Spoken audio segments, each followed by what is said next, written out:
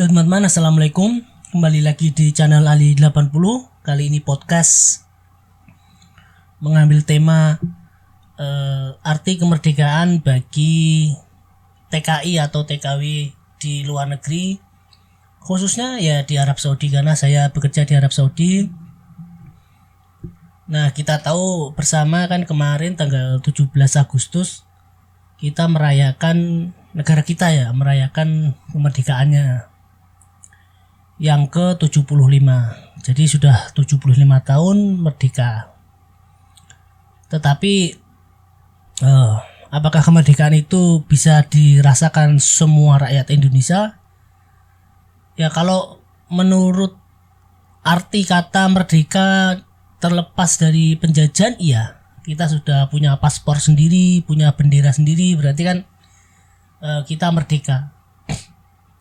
Tetapi apakah merdekanya semerdeka-merdekanya, ya perlu dipertanyakan lagi, karena begini ya, mungkin kalau di negara kita sendiri juga merdeka itu bagi orang-orang yang misalkan besok tidak khawatir bisa makan atau tidak, itu ya sudah merdeka, dikategorikan merdeka. Tapi kalau hari ini bisa makan, besok nggak tahu bisa makan atau tidak, ya itu bisa jadi juga tidak merdeka. Dan hubungannya dengan TKI atau TKW itu apa ya? Tentu kalau teman-teman yang bekerja di Timur Tengah atau di kawasan Arab ya, negara-negara Arab, khususnya ya di spesifik di Arab Saudi, kita itu tahu kalau bekerja yang khususnya yang informal ya, jadi bukan yang formal. Kalau formal lain. Kalau yang formal saya anggap sudah hampir sebagian besar sudah merdeka. Merdekanya itu begini, dia punya kepastian. Jadi punya kepastian untuk gaji atau untuk cuti itu. Tapi kalau teman-teman TKW khususnya yang bekerja di rumah-rumah majikan, di individu-individu itu, dia kadang-kadang juga masih susahnya itu begini. Misalkan besok tanggal 30 atau tanggal 1 gajian itu ya. Nah, itu kadang-kadang tidak pasti gajiannya kapan. Walaupun juga tentu ya dalam jumlah yang di antara ratusan ribu TKI, karena TKI untuk informasi ya, TKI di Timur Tengah itu ada hampir 1 juta. 1 juta, atau kalau di Saudi sendiri itu 800-an. Dibaca berita itu sekitar 800 berapa ya? 865 ribuan lah. 865 ribuan. Nah, itu kalau kita kumpulkan bisa jadi satu kabupaten ya, misalkan nih, kalau kita membayangkannya, TKI itu kan jumlahnya sekitar 865 ribu yang di Arab Saudi khusus ya. Itu kalau dikumpulkan dari satu kawasan, itu mungkin jumlah penduduk satu kabupaten mungkin ya. Nah, itu menghasilkan remitansi atau devisa bagi negara itu kuartal yang terbaru itu kuartal 1 2020 itu sekitar 1,045 miliar US dollar atau 15,15 triliun. Jadi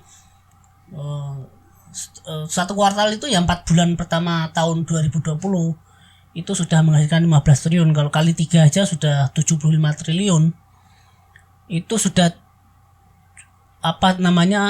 sumber APBD. Kalau DKI kan sekitar 70 triliunan ya satu tahun. Nah, itu perputaran uang itu sangat besar. Jadi kalau dikumpulkan satu kabupaten, misalkan nih seluruh TKI itu dikumpulkan hanya satu kabupaten itu saya yakin paling maju se-Indonesia, karena yaitu sumbangsihnya ikut menggerakkan ekonomi, terutama ya karena banyak TKI yang berasal dari desa-desa, kampung, kawasan luar atau kawasan daerah, tentu ya ikut menggerakkan ekonomi daerah tersebut.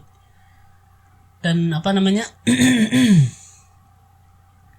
nah, itu hubungannya dengan kemerdekaan itu ya tentu kalau dianggap merdeka harusnya sih tidak ada TKI. Jadi harusnya tidak ada TKI informal yang dikirim. Itu negaranya kalau benar-benar sudah merdeka ya. Jadi dia hanya mengirim TKI yang skill. Jadi untuk pekerjaan-pekerjaan seperti itu harusnya di negara sendiri sudah ada. Kalau negara sejahtera benar-benar merdeka ya. Jadi dalam artian ini kemerdekaan dalam hal ekonomi. Jadi negara kita itu ya belum merdeka secara ekonomi, secara finansial. Nah, khususnya kalau di Arab, di Saudi, banyak saudara-saudari kita TKW yang khawatir gajinya turun atau tidak besok. Kadang khawatir minta cuti, dikasih cuti atau tidak, sudah habis kontrak tidak dipulang-pulangkan, tidak bisa tepat waktu. Kalau habis kontrak tepat waktu bisa pulang, itu tidak. Jadi itu ya saya anggap ya, ini opini saya pribadi teman-teman, itu bentuk dari tidak kemerdekaannya kita sebagai rakyat Indonesia yang bekerja di luar negeri. Karena memang jenis pekerjaannya itu yang menyebabkan kita bisa melakukan seperti itu. Karena jenis informal itu ya pekerjaan yang dikatakan paling paling dasar ya. Dengan pekerjaan informal, tentu kalau negaranya sudah sejahtera ya kerja di negara sendiri, nggak mungkin dikirim ke luar negeri. Yang ke luar negeri itu yang bekerja punya skill, atau dia bagian perluasan, misalkan dia hanya dagang-dagang, itu mungkin kalau sudah merdeka. Tapi nyatanya kan kita belum merdeka secara arti penuh gitu maksudnya. Ya kalau hanya perayaan-perayaan tertentu seperti lomba-lomba, atau mungkin menggunakan ada perayaan-perayaan tertentu di kawasan tertentu. Ada juga sebagian TKI yang merayakan, tentu itu adalah TKI yang mungkin sudah tidak khawatir ya. Dia tidak khawatir mau cuti bagaimana, tidak khawatir dengan gajinya, mungkin bosnya, majikannya sudah baik.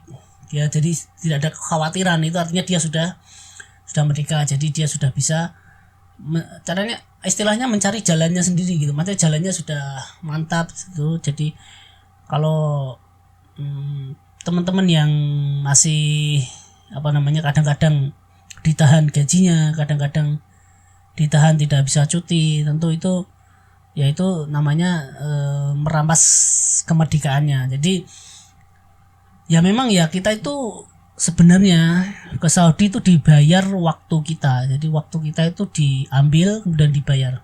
Contohnya ya kan kita tidak bisa kemana-mana, hanya bekerja di satu majikan, dan itu ya menyita waktu banget. Jadi tidak seperti kalau formal ya, formal jam kerjanya ada, jam 8 sampai jam 4 gitu. Setelah jam 4 kan bebas waktu, dia tidak tapi kalau yang di informal kerja di rumah terutama, dia ya 24 jam waktu dipanggil untuk bekerja itu. Jadi itu adalah sebenarnya itu membayar tenaga dan waktu kita, kebebasan kita. Makanya ya itu tadi, kalau di hari kemerdekaan ya mohon maaf bagi saya, negara kita belum sepenuhnya 100% merdeka lah. Karena rakyatnya masih banyak yang di sektor informal, masih banyak yang yaitu dirampas kebebasannya. Dan kalau tenaganya kan tentu kita bekerja kepada orang, tentu kita dibayar tenaga, tapi yang paling penting itu kan harusnya kebebasan waktu kita. Jadi kerja itu harusnya ada waktu dari jam berapa sampai jam berapa. Tapi nyatanya kan kalau informal ya nggak mungkin seperti itu, dan ya sangat susah ya. Nah kemudian ada berita terbaru kemarin, informasi terbaru ya. Jadi pemerintah akan membuka lagi ke beberapa negara Timur Tengah. Jadi teman-teman bisa silahkan cari di Google. Ada juga kalau teman-teman di grup Facebook juga ada. Kemarin itu ada beritanya, itu ada kalau nggak salah dari perwakilan BP TKI atau BP2, nggak tahu sekarang BP2 PMI atau apa gitu. Dia menyebutkan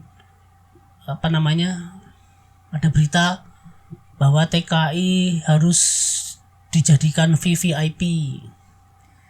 Ya VVIP ya harus dilindungi, harus sampai karena menyumbangkan devisa yang banyak. Nah itu adalah menurut saya itu kesalahan dari pejabat-pejabat. Maksudnya kesalahan pemikiran ya, bukan itu kesalahan pemikiran, karena hanya dilihat dari angka-angka saja. Kalau Anda mau mem-VVIP-kan rakyat Indonesia, harusnya ciptakanlah pekerjaan di dalam negeri sendiri, kemudian baru ekspansi ke luar negeri dengan cara yang lain. Jadi misalkan dengan perusahaan, dengan pekerjaan-pekerjaan yang sektor skill tinggi atau lewat perdagangan. Ya kalau misalkan kita di Arab Saudi itu kita bisa lihat kalau toko-toko kelontong itu bakala itu kebanyakan adalah orang-orang India, orang-orang Pakistan. Orang Indonesia juga ada tetapi tidak banyak, tidak sebanyak dengan orang-orang India atau Pakistan. Misalkan toko yang paling sederhana itu ya toko kelontong itu. Toko kelontong di setiap perkampungan di Arab Saudi ya. Kebanyakan itu orang-orang India, orang India terus Pakistan seperti itu. Mereka seperti ya misalnya toko-toko yang menjual seperti kebutuhan sehari-harinya orang Arab, orang Saudi. Nah, kalau Indonesia spesifik ya. Jadi spesifik itu ya makanan Asia seperti itu. Tapi tidak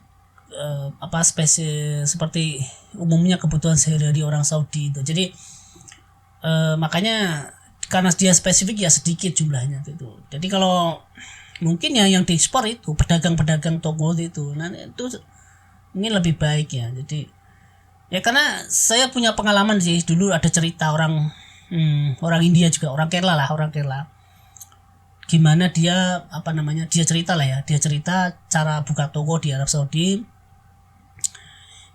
Dianya itu ya ada teman atau saudara sudah ada di Saudi, dia survei lokasi, kemudian dia bawa modal dari India sana kemudian ke sini ya dengan segala biayanya, maka dia buka toko di sini. Tentu untuk ada yang berhasil juga ada yang tidak, tetapi rata-rata memang ya orang-orang itu orang-orang India atau orang-orang Pakistan. Nah, kemudian kan kemarin negara Saudi juga memutuskan untuk mensaudinisasi. Jadi kalau misalkan ada toko yang kerja itu harus ada orang Saudinya. Makanya banyak yang pulang juga orang-orang yang punya toko itu, karena kalau toko itu juga sistemnya juga sistem kafalah. Kita ambil nama orang Saudi gitu, kita bayar per bulannya, itu juga sudah besar, bayarannya sudah besar, belum sewa tempat. Makanya itu makanya kalau dipikir-pikir ya, yang orang Saudi yang Arab Saudi yang sistem pemerintahannya kerajaan, yang pemimpinnya itu sampai dia meninggal baru diganti, malah terlihat lebih merdeka dalam artian karena ya bagi saya kalau Anda kaya, Anda punya uang, negara sejahtera, itu namanya merdeka. Misalkan orang Saudi kemarin kan dia banyak yang tidak punya pekerjaan, akhirnya banyak orang-orang luar yang tidak diperpanjang kontrak kemudian dipulangkan dan diisi oleh orang-orang Saudi. Nah, itulah arti kemerdekaan. Jadi merdeka di negaranya sendiri. Dan kalau bagi kita coba deh teman-teman, pasti faktanya kalau kita di negara kita sendiri di Indonesia untuk mencari kerja susah, apalagi untuk usaha sudah kalah dengan yang sudah berduit, terutama kalau Anda di kawasan kota-kota ya, kota kecil, misalnya kota sekelas kecamatan atau kabupaten, pasti ya yang kaya itu ya yang golongan itu aja, itu paham kan maksudnya. Dan seperti itu. Jadi karena dulu itu ya kalau kita masuk bank juga nggak mungkin bank tidak membiayai, tidak percaya dengan kita. Kemudian karena ada namanya itu kan jaringan mereka udah kuat, makanya mereka kuat. Tapi yang kembali lagi, nanti suatu saat mungkin negara kita juga bisa sejahtera, tetapi tidak di masa kita. Jadi mungkin di masa anak-anak cucu kita, mungkin ada pemimpin yang benar-benar berani merubah total keadaan negara kita jadi lebih baik, ya saya tidak tahu. Nah mungkin ada pemikiran juga kalau negara Saudi kan kaya banyak negara, dari minyak, dari umroh itu, dari haji itu ya iya juga, tetapi juga tidak, misalkan ya kaya tapi kalau dia tidak manajemennya tidak bagus, manajemen mengatur negaranya tidak bagus, tentu dia juga tidak mungkin bisa sejahtera kan, karena kalau sebagus apapun itu pendapatannya, kalau tidak manajemennya tidak bagus atau banyak korupsi, ya tentu tidak sejahtera juga. Contohnya juga negara-negara Venezuela itu juga penghasil minyak terbesar loh. Amerika Selatan nyatanya juga krisis. Nah itu karena memang ya, tiap pemerintahan itu punya kepemimpinan yang berbeda. Nah di Arab Saudi karena dia manajemen kepemimpinannya bagus, jadinya bisa bagus lah ya. Contoh dalam menata kawasan, orang Saudi itu, di Saudi itu kalau kawasan baru itu sebelum ada perumahan dia bangun jalan dulu, jalan itu ya lebar dulu, dia bangun lebar dulu jalannya, kosong di tengah, misalkan tengahnya belum dibangun. Nah kemudian nanti kalau sudah penuh samping-sampingnya, kalau tengah jalannya itu kalau dibutuhkan tengah dibuat tol, begitu saja. Jadi tidak tidak urusan dengan penggusuran lagi itu. Dan ya kalau teman-teman masih melihat di kota-kota lama tuh, khususnya di Mekah, di Jeddah itu kan jalannya juga kecil-kecil juga, itu kan karena itu di manajemen kota yang lama dulu. Jadi setelah manajemen yang baru, nah mereka merancang tata kotanya sedemikian rupa sehingga jalannya lebar-lebar kalau di Arab Saudi. Jadi itulah namanya manajemen kepemimpinan atau pemerintahan seperti itu. Tentu ya urusan kesejahteraan juga dia manajemennya bagus, jadi tidak ada rakyat Saudi yang yang terlalu itu ya. Jadi ya mungkin satu dua seperti itu, tidak semuanya oknum lah. Tentu ya sebagai manusia biasa ya sama saja ya, manusia Saudi atau manusia Indonesia sama saja, kalau yang baik ya baik, kalau jahat ya jahat gitu. Nah itu itulah arti kemerdekaan bagi saya. Tentu setiap orang juga punya opini sendiri-sendiri. Jadi kalau teman-teman semuanya punya opini sendiri tentang kemerdekaan bagaimana, silahkan ya komentar di bawah. Atau mungkin teman-teman punya channel YouTube, silahkan buat channel YouTube mengutarakan arti kemerdekaan. Ya mungkin ada teman-teman TKI yang merayakannya dengan meriah, dengan dia tentu mereka bisa merayakannya ya, tentu dia sudah merdeka dalam artian merdeka ya, jadi dia tidak khawatir besok gajinya telat atau tidak, kemudian tidak khawatir apakah mau pulang cuti ya dengan mudah. Dan tentu ya kita masih banyak ya saudara-saudara TKW yang mau minta gaji aja takut gitu. Padahal dia hak dia. Nah itu masih banyak juga.